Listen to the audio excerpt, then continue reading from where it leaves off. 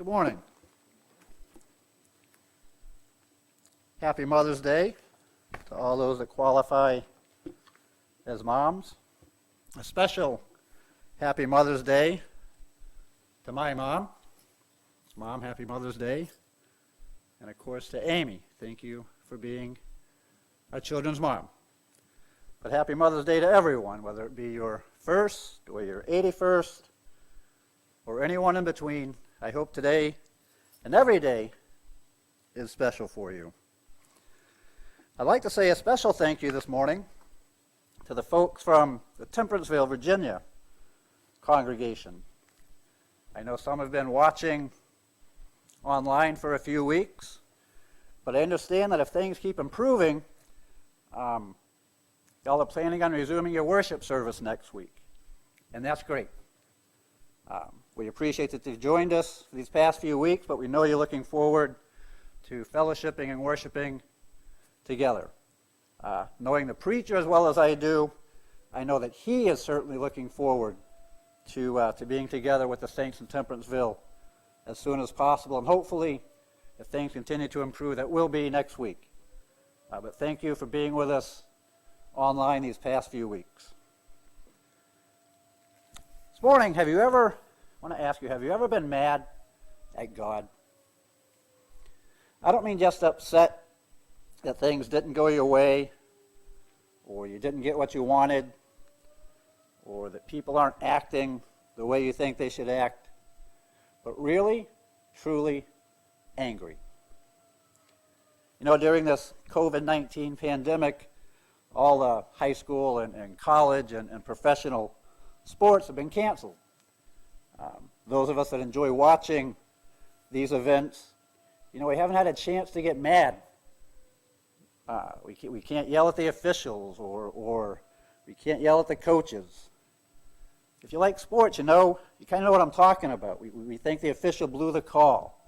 A blind man could have made that call, we might say. Or we get mad at the coach because we think he has a bad game plan or chose a dumb play to run. We get mad at the players because they make mistakes. They drop the ball or they step out of bounds or they draw a dumb penalty. You know, the players and the coaches and the officials, they're only human, and they do make mistakes, but we get mad because we expect perfection. And we get mad at them because they're not perfect.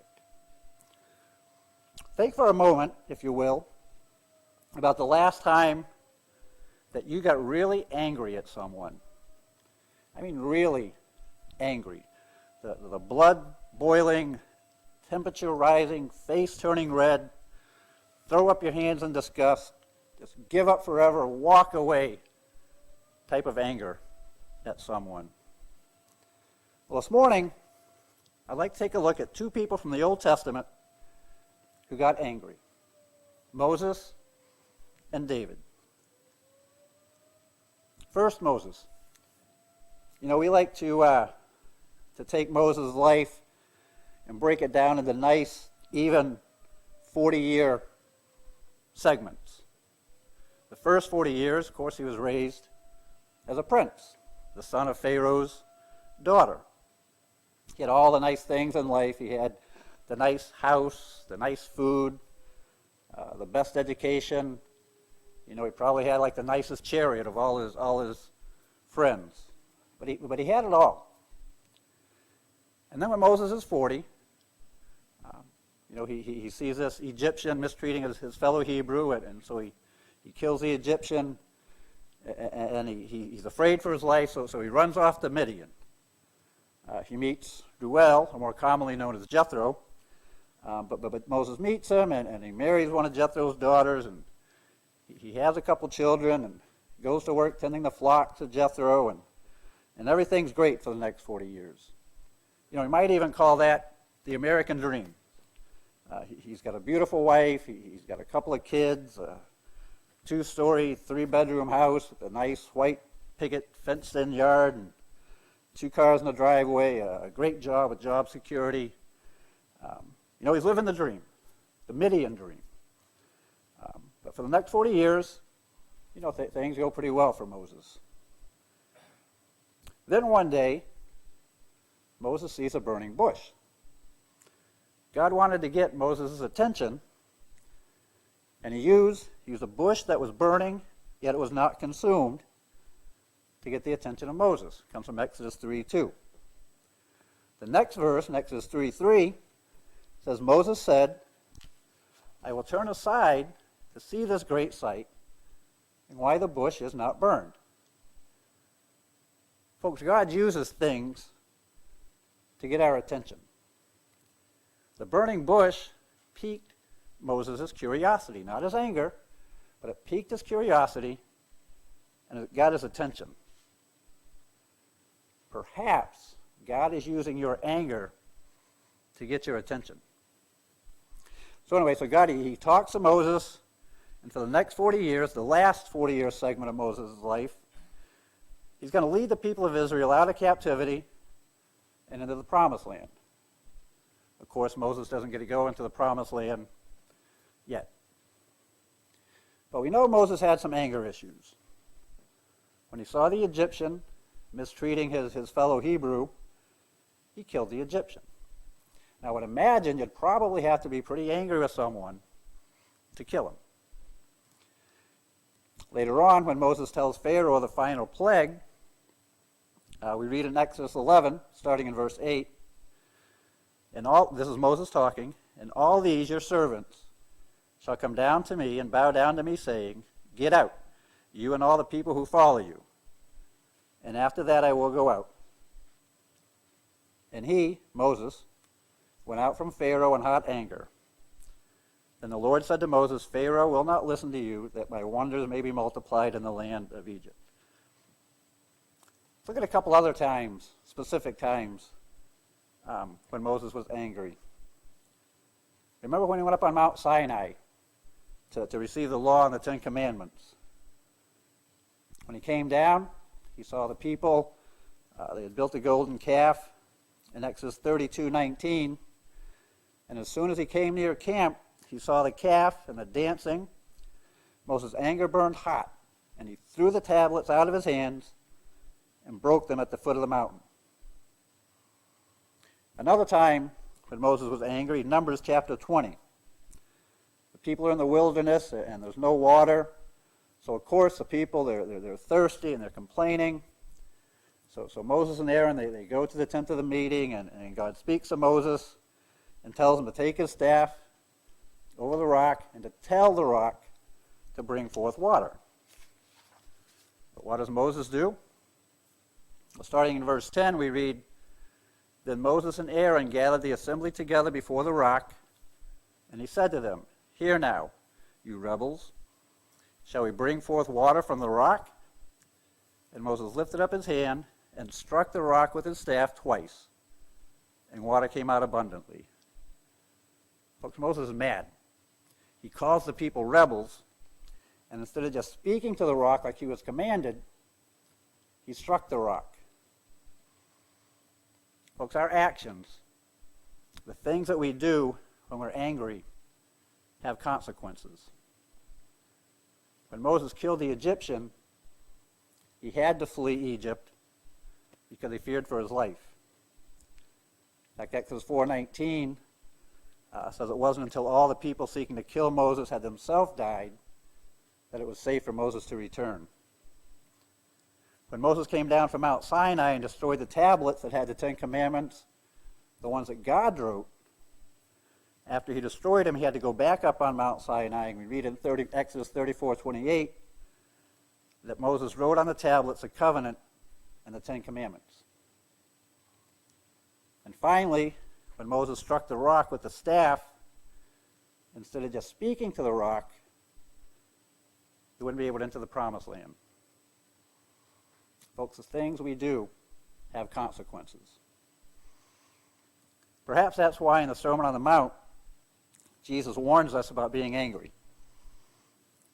He tells us that everyone who's angry with his brother is liable to the judgment. It's so important to guard and to watch our anger that he tells us to leave our gift at the altar. if we're making an offer to God, but then we remember we have an issue with our brother, Jesus tells us in verse 24, he says, just leave it. Leave your gift. Forget about it. First, go make things right with your brother. Amen. Go reconcile with him. Then come back and offer your gift. Amen.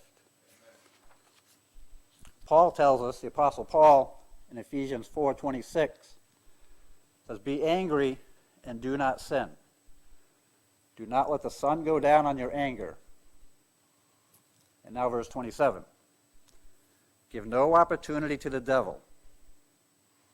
Folks, anger in our actions can destroy relationships. Anger can destroy marriages. And anger can destroy people. That's why controlling our anger and our actions when we're angry is so important. That's why Jesus tells us to leave our gift at the altar and go reconcile with your brother. That's why Paul tells us, don't let the sun go down on your anger and give the devil a weapon that he can use against us. But what about when we're angry with God?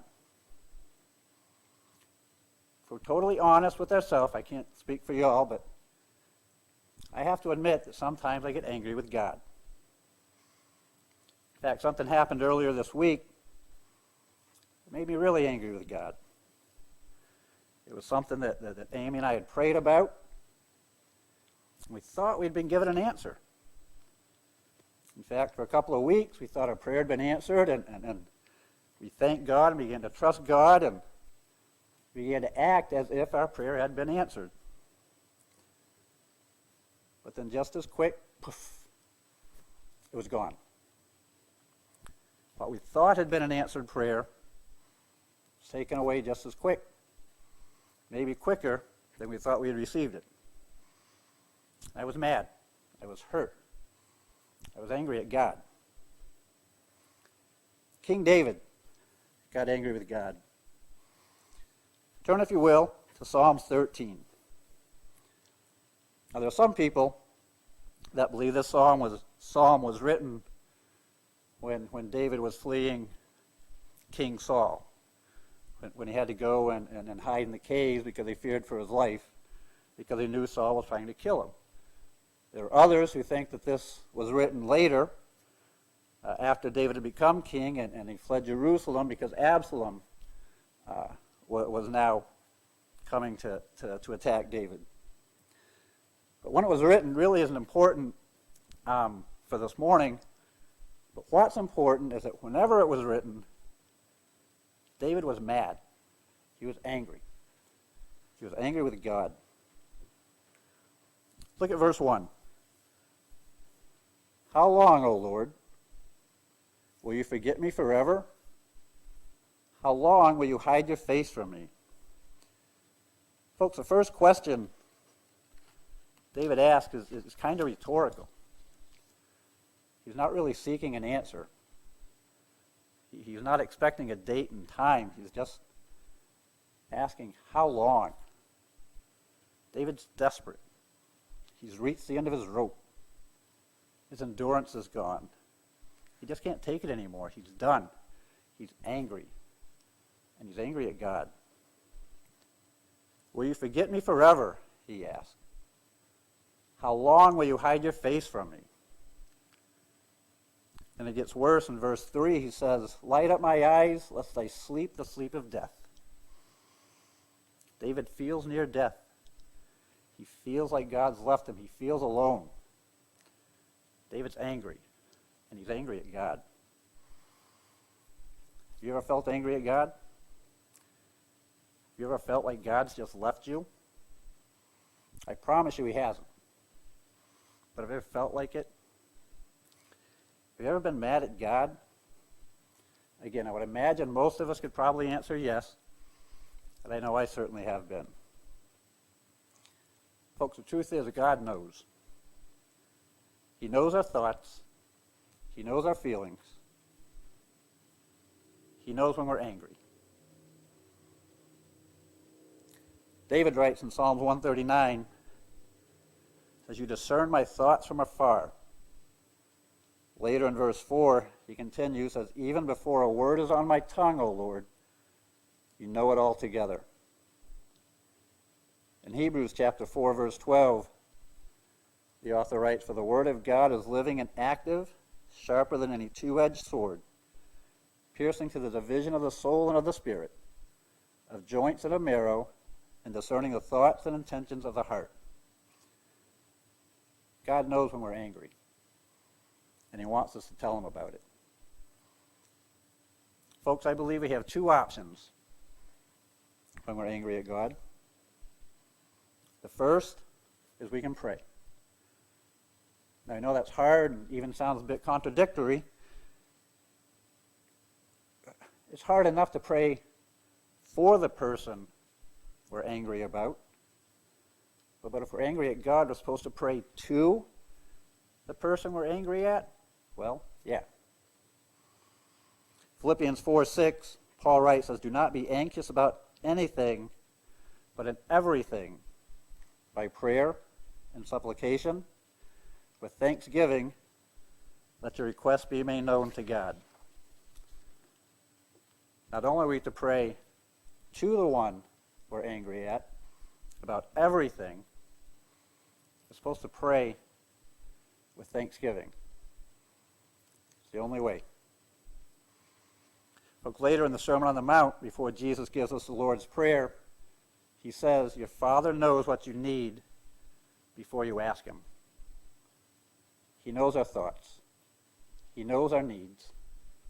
But he still commands us to come to him in prayer about everything, even when we're mad at him. Folks, consider the woman who had been bleeding for 12 years. We're not told specifically that she's angry, but don't you think she might be a little upset? She's seen all the physicians, and they couldn't heal her. And although we're not told that she prayed, the principle's the same. She put her trust in God, and even if she was angry, she still sought out and looked for Jesus. And she came to Jesus and touched his garment, and she was healed. Folks, when we're angry, only God can cure our anger. And if we will look for him and seek him out and come to him, he will restore us. But folks, as angry as David was, he still trusted God. Turn back to Psalms 13. As angry as he was, he still put his trust in God. Look down at verse 5. It says, but I have trusted you in steadfast love. My heart shall rejoice in your salvation. I will sing to the Lord because he has dealt bountifully with me. When we're angry at God, if we submit to him, and if we come to him, and if we allow it, we will be restored, and God will be glorified. Folks, I said we have two options. When we're angry, we can either pray or we can quit. Instead of humbling ourselves to God, we can look for redemption. We can look for a cure in a bottle, in drugs, in food, in idleness, any one of hundreds of other things that will never bring us to the type of satisfaction, to the type of restoration that we can only get through God. Folks, God knows what's best for us. He wants what's best for us. In the end, God's will be done. David returned to Jerusalem as king. Moses, he led the Israelites to the banks of the Jordan. And where was he on the Mount of Transfiguration? He was in the Promised Land. Folks, Jesus began the Sermon on the Mount by telling us that we are a blessed people. If we submit to God and turn from our anger and turn to him, what's waiting for us? John 14 has the answer. Let not your hearts be troubled. Believe in God, believe also in me. In my Father's house are many rooms. If it were not so, would I have told you that I go to prepare a place for you? And if I go and prepare a place for you, I will come again and will take you to myself, that where I am, you may be also. Folks, don't let the sun go down on your anger. Don't let your anger at God keep you from what he has prepared for you. Folks, if you need to talk to someone, we're here from you. If you're on the internet, hit the menu button, scroll down to contact us, and the little green box will show up. Hit the green box, follow the instructions. One of the elders, David or Sean, will be glad to talk to you. My information's on the screen. I'm available all the time. Folks, I'd love to chat with you or pray with you. But don't let the sun go down in your anger. Turn to God, and he will restore you. God bless.